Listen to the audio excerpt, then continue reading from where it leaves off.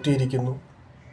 കാരണം മുൻ സാമ്രാജ്യത്വ ഭരണാധികാരികൾ ആ രാജ്യങ്ങളെല്ലാം കൂടി ഒരുമിച്ച് ചേർന്നുകൊണ്ട് മറ്റൊരു സാമ്രാജ്യത്വ ശക്തിയായി ലോകത്തെ മുഴുവൻ ഭരിക്കേണ്ടതിന് എഴുന്നേൽക്കുമെന്ന് സാത്താന്യ ഭരണകൂടത്തിലേക്ക് വരുമെന്ന് നാം തിരുവെഴുത്തിൽ നിന്ന് മനസ്സിലാക്കിയിരിക്കുന്നു.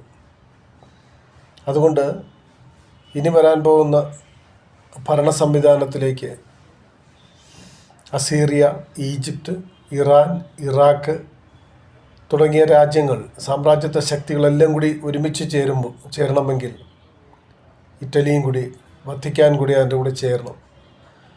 എന്നാൽ മാത്രമേ ആ ഭരണ സാഹചര്യത്തിലേക്ക് വരാൻ പറ്റത്തുള്ളൂ.